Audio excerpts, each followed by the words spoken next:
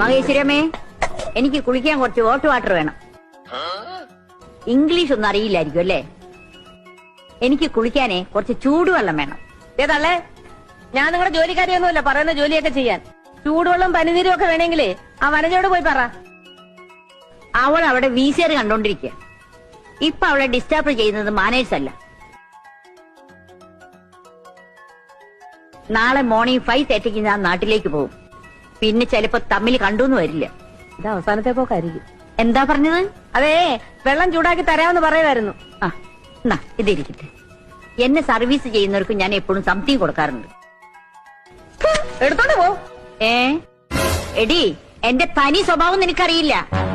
ഞാൻ നിന്നെക്കാൾ വളരെ വളരെ മോശാടി. ഞാൻ കാനഡയിൽ പോയി കുറച്ച് സ്റ്റാൻഡേർഡായി പോയതുകൊണ്ടാ നിന്റെ മുമ്പിൽ നിൽക്കയത്. നീ എന്റെ തലയിൽ കയറിയിരിക്കാൻ വന്നാലുണ്ടല്ല, അടിച്ചതിന്റെ ഷേപ്പ് ഞാൻ മാറ്റിയിരിക്കുള്ളേ.